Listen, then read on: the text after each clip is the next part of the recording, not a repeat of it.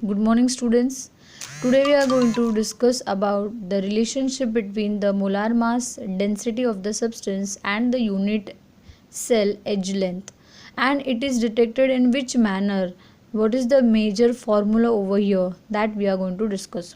See, already we studied about the unit cell. The repeated unit pattern is nothing but the unit cell.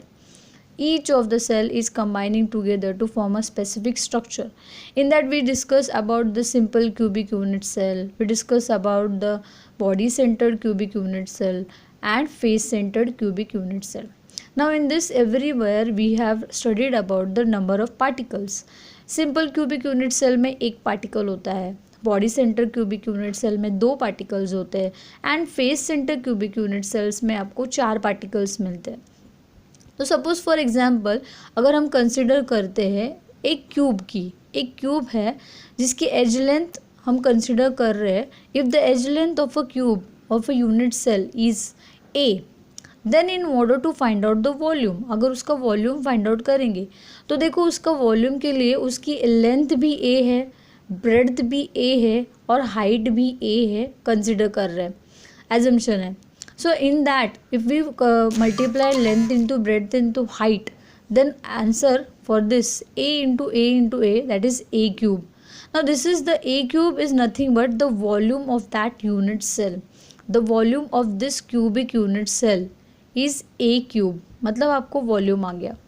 Then suppose अगर हम दूसरा point रखते हैं यहाँ पे कि mass, suppose the mass of one particle, एक particle जो उस क्यूबिक यूनिट सेल में है उसको कंसिडर करते हैं as a small m, and that जितने number of particles per unit cell है वो होगा हमारा small n. Okay, small m is the mass of particle and small n is the number of particle in present in unit cell. Therefore अगर total mass of unit cell होगा तो क्या होगा, mass of particles multiply by number of particles. एक particle का कितना वज़न है उसके साथ मल्टीप्लाई करेंगे ऐसे कितने सारे पार्टिकल्स है. जैसे कि सिंपल क्यूबिक यूनिट सेल में एक पार्टिकल है तो मास m इंटू 1, अगर body centre cubic unit cell में करेंगे तो m into 2, number of particle 2 है. फेस सेंटर की बात करेंगे तो m इंटू 4 आएगा. So like this way it will go on changing. That means we consider the 2 points. हमारे यहाँ पे 2 पॉइंट हो गए, हमें यहाँ पे वॉल्यूम पता चला और हमें यहाँ पे दूसरा mass of a unit cell पता चला, that is m into N. ये 2 फॉर्मूलेस, एक पहला वाला फार्मूला कंसिडर हो गया, देन दूसरा वाला फार्मूला डिराइव हो गया तो वो 1 कंसिडर कर दिया.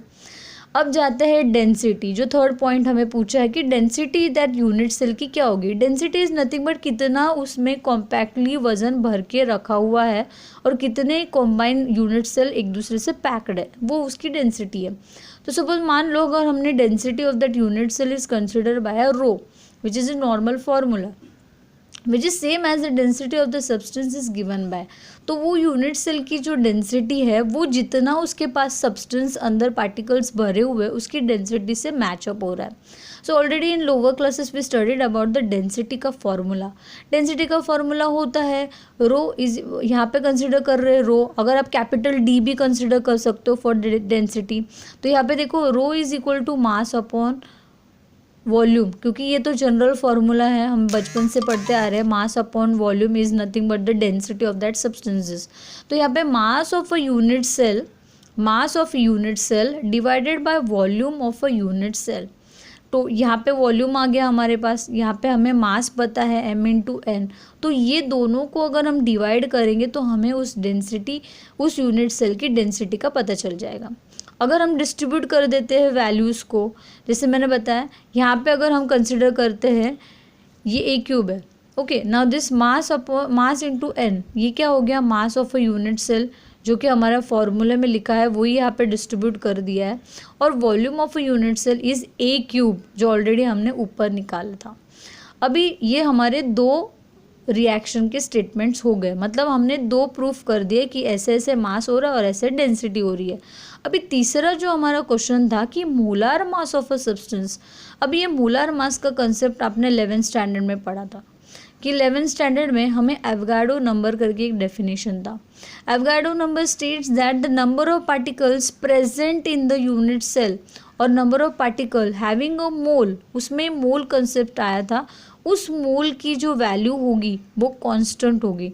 जैसे कि एवोगाड्रो नंबर से हमें पता चल रहा था ये जो नंबर है 6.0221415 इंटू 10⁻23, ये एक्चुअली उस मोल का यूनिट है, मतलब ये इतना मोल तो प्रेजेंट होगा।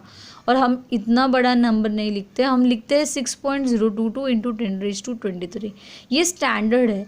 इस साइंटिस्ट ने बताया था कि अगर फॉर एग्जांपल अगर आप 5 ml की वॉल्यूम ले लेते हो लिक्विड की, तो उसके अंदर जो भरे हुए सब्सटेंसेस है उनका छोटा छोटा पार्टिकल का मोल जो मोलिक्यूलर नंबर रहेगा वो 6.022 इंटू 10⁻23 के बराबर होगा।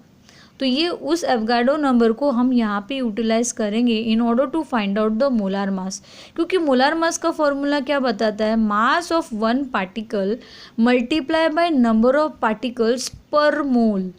एक मास ऑफ पार्टिकल को जब हम मल्टीप्लाई करेंगे नंबर ऑफ पार्टिकल्स पर मोल, तब हमें जाके वैल्यू मिलेगी मास ऑफ दैट सब्सटेंसेस। तो अभी हम डिस्ट्रीब्यूट कर देते हैं। मास ऑफ वन पार्टिकल कंसिडर किया है स्मॉल m से, तो यहाँ पे स्मॉल m आ गया, और यहाँ पे नंबर ऑफ पार्टिकल पर मोल मतलब कि एवोगाड्रो नंबर जो capital N subscripts by A ऐसे लिखते हैं। तो now when we want to find out the mass of one particle, तो यहाँ पे डिवाइड हो जाएगा, mass of the one particle is equal to molar mass divided by Avogadro number.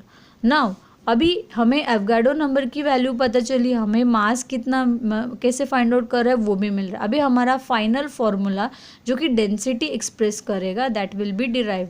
यहाँ पे देखो डेंसिटी के लिए अभी हम कंबाइन करेंगे तीनों इक्वेशंस को, 1, 2 और 3, ये तीनों इक्वेशंस को हम अभी कंबाइन करेंगे अकॉर्डिंग टू द फॉर्मूला, क्योंकि डेंसिटी निकालने वाला जो फॉर्मूला हमें बता रहा है mass of unit cell divided by volume of unit cell. जैसे कि यहाँ पे डेंसिटी जो रो से लिख रहा है, rho is equal to n मतलब number of particles, capital M mass of that particles और the substances divided by a cube मतलब volume and Na that is Avogadro number.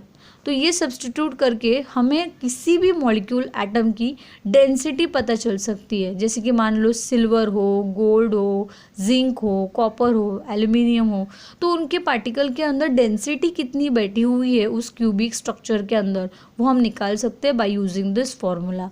So simple cubic unit cell के लिए 1 particle, BCC के लिए 2 particles and FCC के लिए 2 particles. I hope you understand this derivation very clearly. Thank you so much for watching the video.